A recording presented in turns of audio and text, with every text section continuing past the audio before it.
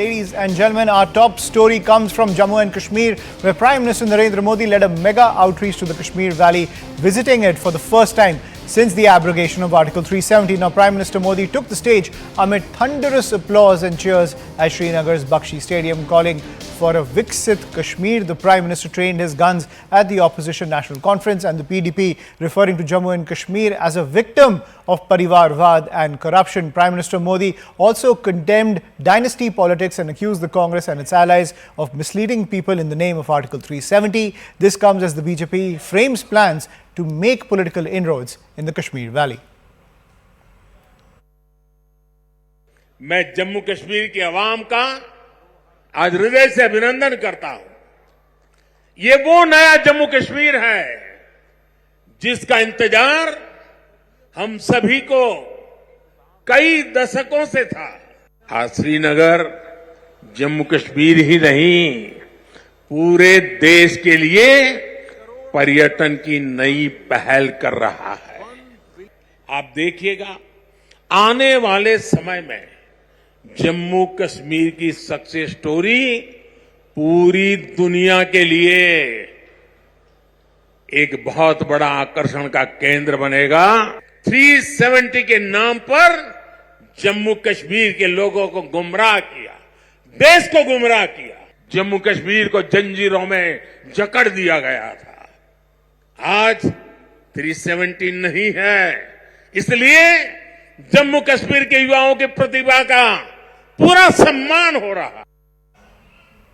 And let's get to our guest, ladies and gentlemen. I'm joined by Dr. Nirmal Singh, former Deputy Chief Minister of Jammu and Kashmir, as well as Lieutenant General Sanjay Kulkarni, former DG Infantry. Good evening, gentlemen, and thank you for joining us on CNN News 18. Nirmal Saab, सबसे पहले आपके पास आऊँगा. Very congratulations on Prime Minister Modi's mega outreach, his first big outreach to the Kashmir Valley after the abrogation of Article 370. पर opposition से ये बात आ रही है कि ये पूरा एक staged event था, प्राइम मिनिस्टर के लिए कोई सपोर्ट नहीं है ग्राउंड पे। वो तो ये भी कह रहे हैं कि जम्मू में बीजेपी का सपोर्ट जा रहा है क्योंकि आर्टिकल 370 के बाद जो आपकी प्रोमिसेस थे वो ग्राउंड पे इंप्लीमेंट नहीं हुए हैं। आपका reaction? Actually, this is the desperation of the opposition because they have lost their agenda. I have just reached from Srinagar after attending that rally. I have seen the crowd, how they were reacting to the Prime Minister's speech, and they were so enthusiastic because the Prime Minister has tried to connect with them directly. Now the agenda has changed in Jammu and Kashmir. He spoke for 20 minutes. All 20 minutes were on development, peace and progress in Jammu and Kashmir. And ultimately we see that those issues, separatism, terrorism, Pakistan, that didn't find even a single mention. That shows that how Jammu Kashmir is changing, how the core in Jammu Kashmir is changing. Now the people of Jammu Kashmir, they are looking for peace and progress, and ultimately Prime Minister has shown them that this way. He was saying that in 2014 I had a vision for Jammu and Kashmir, and now after looking at the people, their response, I am sure that I am on the right path, and this next 5 years shall be path breaking from Jammu and Kashmir, and develop Jammu Kashmir is very important for the development of India. Viksit Jammu Kashmir, Viksit Bharat के लिए बहुत ही आवश्यक है. These were the keywords. He spoke to the people directly.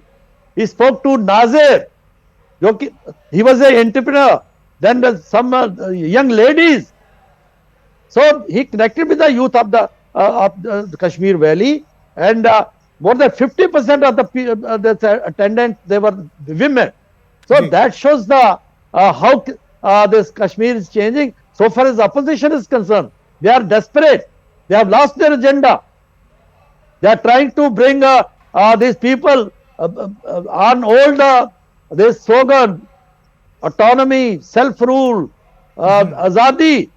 But people, they are not listening to them. Ji. And you will see that they shall be taught lesson in the next elections. Ji. Sanjay Kulkarni, I want to come to you on that point. The security paradigm is something Prime Minister Modi talked about, and there were many women in the crowd as well. Many of them giving this testimony that there was a time when their husbands or their brothers would go to work and they would not know whether they'll come back alive or not. And we're looking at the numbers also. 2018, when it comes to stone pelting incidents, when it comes to hartals, now in 2023 they are down to zero. Do you think any kind of growth, for that matter, requires peace on the ground? And that has been achieved post the abrogation of Article 370. Has that paradigm been set? How would you react to that as a military man? Thank you, Ayushman. At the very outset, I said definitely there's been a sea change. There is no denying the fact, even especially after the abrogation of Article 370. And as things would happen, the COVID-19 also came around the same time. And then people saw what it would have, the difference that it made to their lives. Where people all over the world were losing lives, here they were absolutely safe. And the abrogation of Article 370 also led directly to the encounters having gone down. The figures that you are showing, you see from where from 3 digits to just about 2 digits, from 44, from 289 to coming down to 44, the terror incidents, the subsequent civilians killed, the security forces killed, all of it has come down. The terrorism has gone down. What just took a little bit of spike was the targeted killings. Now, those targeted killings were primarily again at the behest of Pakistan, more like what I would agree with Mr. Nirmal, a desperation. A desperation because they wanted to keep it alive. And that is the reason. And again, in these incidents, whether they be at Rajouri, Poonch, and subsequently, you find a Chinese also an angle to it. A lot of Chinese marking things being available to them, communications having been linked to the Chinese sponsoring Pakistanis in turn for pushing all these militant elements because they couldn't believe that there could be such a sea change from people whom they expected would be with them, that here they are, they're actually been seeing for themselves the difference. And the time and again that the government always said that, well, certain number of families were the beneficiaries of all what was happening. And the abrogation of Article 370 has actually led to development. And that development is there for people to see. It is not what he is talking. You go and see the roads, you see the railings, you see the airling, you see the tourism. You cross people.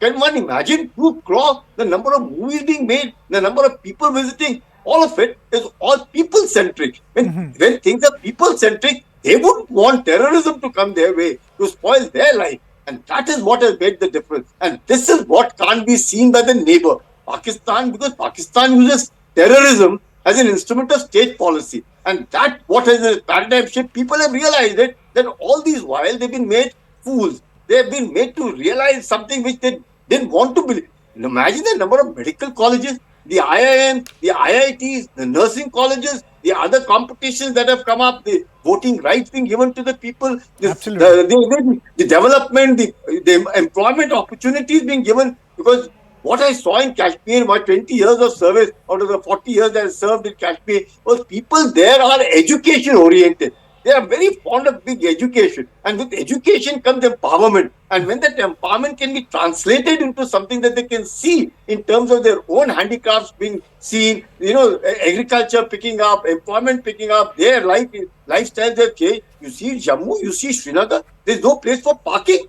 Just see anywhere you go, there's no place for parking. Cinema halls have opened up, entertainment. So there's a sea change. There is no denying, nobody can deny it. Even the worst of the enemy will say, yes, there is change, and Kashmir's change is much for the betterment of the people of Kashmir and people-centric. And that's where I think winning the hearts of mind, the government has gone a long way, having won the hearts and minds, but now they must sustain it. That's what is a real challenge, is to continue this hereinafter always. Absolutely. Yeah. Changing that is the big challenge as well. And just to point out, over 2 crore tourists, since in 2023, that is the highest since independence, ladies and gentlemen, when it comes to the tourist footfall. Nirmal Singh, I want to talk to you about the development factor. If I look at myself as an urban voter here in the city of Noida, which is under Uttar Pradesh, also run by the BJP, two factors came to my mind when it came to supporting, any kind of, seeing any kind of change when it comes to the urban affairs in the city like Noida. Number one was delivery of electricity, 24/7 electricity, which was very essential for any urban voter. Number two was law and order, which was also delivered, very essential for urban voters. And thirdly was the privatization factor, where private enterprises are allowed to thrive. Now, if we look at Jammu and Kashmir, we are still grappling with the issue. हम अभी भी देखते हैं कि the state government, कि वो state government सबसे बड़ा employer है, number one. Number two, Jammu and Kashmir is famous for having power cuts, और वो अभी तक ज्यादा रिजॉल्व नहीं हुआ है. तो इन चीजों को, उसको अर्बनाइज बनाने के लिए, उसको इंडिया से एक्चुअली कनेक्ट करने के लिए आपको ये अर्बन इशू सॉल्व करने में अब कितना टाइम लगेगा? अभी भी आप जम्मू में जाइए, पावर कट्स की बहुत बड़ी प्रॉब्लम है. अभी भी वहां जाइए, प्राइवेट एंटरप्राइज ज्यादा थ्राइव नहीं कर रहा है. एजुकेशन सेक्टर बूम कर रहा है. अभी जम्मू वही सिटी बन गया है. इस पूरे देश में जम्मू की तरह ऐसा कोई सिटी नहीं है जहां आईआईटी, आईआईएम और एम्स एक साथ हो. पर अर्बन इश्यूज अभी भी वहां परसिस्ट कर रहे हैं. उसका क्या गेम प्लान है?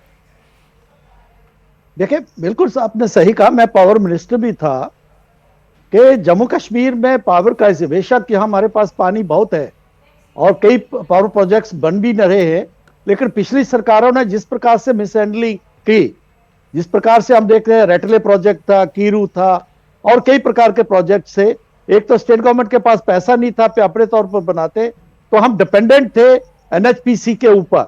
लेकिन अभी वो जो है प्रोजेक्ट्स बन रहे हैं, वो बिल्कुल जो है काफी अच्छे स्पीड से बन रहे हैं. तो आने वाले वक्त में ये पावर क्राइसिस जो है इसको मीट आउट कर सकेंगे. दूसरा, यहाँ पावर थेफ्ट बहुत था. हमारे वक्त में भी 66% था. विद ऑल माई एफर्ट्स हम जो है 2-3% जो है इसको कम कर पाए थे. लेकिन अभी जैसे जो है मीटर लग रहे हैं, स्मार्ट मीटर लग रहे हैं, इसको भी जो है करने की कोशिश हो रही है और लोगों की आदतें भी बन रही हैं. तो इसलिए इसके ऊपर फोकस किया जा रहा है. सरकार ने बहुत अच्छा फोकस किया है, यह भी सही है. दूसरा, law and order. Law and order आप देख रहे हैं कि जिस प्रकार से कश्मीर में था, यहां कोई इन्वेस्टमेंट करने के लिए नहीं आ रहा था. टूरिज्म की आपने बात की, 2 करोड़ टूरिस्ट जो है 2023 में आए, जॉब अपॉर्चुनिटीज बढ़ी. इसी प्रकार से यहां पर बाकी डेवलपमेंट के काम है, जिस प्रकार से नौजवानों के लिए, बाकी उसके लिए एक काफी अपॉर्चुनिटीज है. देखिए, एक बात और है कि आप इंडस्ट्री की बात कर रहे हैं, जहां लैंड लॉज ऐसे थे कि कोई इन्वेस्ट, एक तो लॉ एंड ऑर्डर प्रॉब्लम के कारण, टेररिज्म के कारण कोई इन्वेस्ट नहीं करना चाहता था, क्योंकि कोई भी जो है जो कैपिटल इन्वेस्टमेंट करने के लिए देखता था कि मैं इसको वापस मुझे आएगा नहीं आएगा.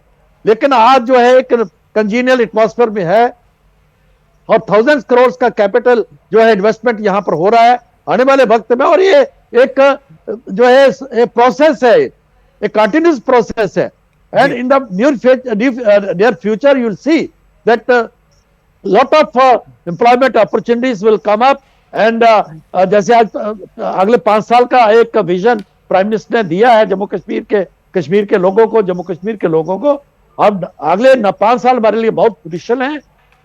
और जिस प्रकार की एक विजन है कि आने वाले वक्त में हम थर्ड इकोनॉमी बनेंगे, उसका जो है एक बहुत बड़ा लाभ जो है जो जम्मू कश्मीर को भी मिलेगा. और इस सारी जो बदलाव आए हैं इसके कारण. जी निर्मल साहब, वो अर्बन इश्यूज बहुत जरूरी है ताकि जम्मू एंड कश्मीर की ग्रोथ स्टोरी नेशन की ग्रोथ स्टोरी के साथ अलाइन हो जाए. जम्मू सिटी, श्रीनगर हो, they have to grow at the same pace as a Delhi और a Mumbai. If the government achieves that, then I think you've achieved the mission of a Viksit Jammu and Kashmir. But उसमें of course I understand कि time लगेगा, and I want to give the final word to Lieutenant General Sanjay Kulkarni. What you were talking about, General Kulkarni, about hearts and minds.